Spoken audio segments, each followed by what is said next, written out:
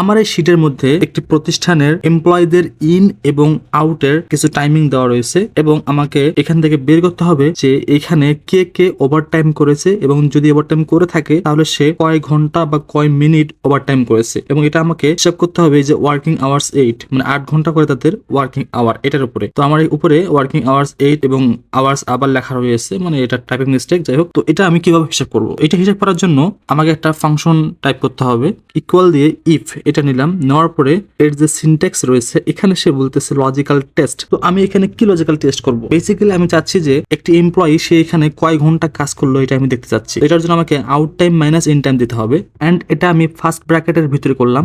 দেন আমি এখানে less than বসিয়ে টাইম ফাংশন কল করব। তো টাইম ফাংশন কল করার কারণ হচ্ছে আমি এখানে আউট টাইম থেকে ইন টাইম মাইনাস করার পরে যে টাইমটা পেলাম সেটা আমার ওয়ার্কিং আওয়ার যে 8 ঘন্টা রয়েছে সেটা থেকে বেশি নাকি সমান এটা দেখার জন্য। তো যেহেতু টাইম একটি ফাংশন তাই এটির আলাদা একটি সিনট্যাক্স রয়েছে।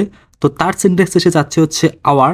তো আমি এখানে 8 আওয়ার দেবো, তার কারণ আমার এখানে ওয়ার্কিং আওয়ার 8 দেওয়া রয়েছে। আমি এখানে 8 বসালাম, তারপর কমা, তারপর মিনিটের ঘরে আমি 0 দেবো কারণ আমার জাস্ট সমান সমান আমি 8 ঘন্টা চাচ্ছি, তারপর কমা, আবার সেকেন্ডে করে 0 দেবো, দেওয়ার পরে ব্র্যাকেট ক্লোজ। আমার টাইম এটা 8 ঘন্টা হয়ে গেল।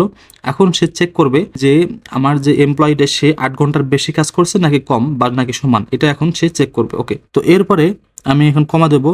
কমা দেওয়ার পরে আমার যে ইফ ফাংশনের যে সিনট্যাক্স রয়েছে সেখানে সে দেখাচ্ছে হচ্ছে ভ্যালু ইফ ট্রু, মানে আমি যে আগের যে লজিকটা যে আমি এখানে বসিয়েছি সেই লজিকটা যদি আসলে সত্য হয় তাহলে সে আমার এখানে কি করবে বা কি দেখাবে। যদি লজিকটা যদি সত্য হয় তাহলে সে আমার এখানে আমার যে আউট টাইম রয়েছে সেটা থেকে মাইনাস করবে ইন টাইম, করার পরে আবার মাইনাস করবে হচ্ছে আমার যে 8 ঘন্টা যে টাইম দেওয়া রয়েছে সেটা মাইনাস করবে। তার জন্য আমি মাইনাস আওয়ার টাইম ফাংশন নিয়ে আসলাম। দেন আমি আওয়ার্সের জায়গায় 8, তারপরে হচ্ছে মিনিট এবং সেকেন্ডের জায়গায় 0 দিয়ে ব্র্যাকেট ক্লোজ করলাম। দেন কমা, এবার সে দেখাচ্ছে হচ্ছে ভ্যালু ইফ ফলস, যদি 8 ঘন্টার বেশি না হয়ে থাকে মানে ওভার টাইম যদি না হয়ে থাকে তাহলে সে কি দেখাবে? তাহলে সে দেখাবে হচ্ছে জাস্ট 3টা ড্যাশ। ড্যাশ যেহেতু টেক্সট তাই আমরা ড্যাশের দুই পাশে ডাবল কোটেশন দেবো, দেন ব্র্যাকেট ক্লোজ করার পর এন্টার দিলাম। এখন দেখেন আমার এখানে কিছু নাম্বার চলে আসছে। তো আমি আমার এই ফাংশনটি প্রত্যেকটা সেলে নামানোর জন্য ফ্রি হ্যান্ডেল ইউজ করলাম। তো এখন এই যে নাম্বারগুলো রয়েছে এটা আমি কিভাবে ঘন্টায় রূপান্তর করব? তো এর জন্য আমাকে চলে যেতে হবে হোম ট্যাব থেকে ফরম্যাট সেলসে। এখানে যাওয়ার একটা শর্টকাট রয়েছে, শর্টকাটটি হচ্ছে Ctrl+1,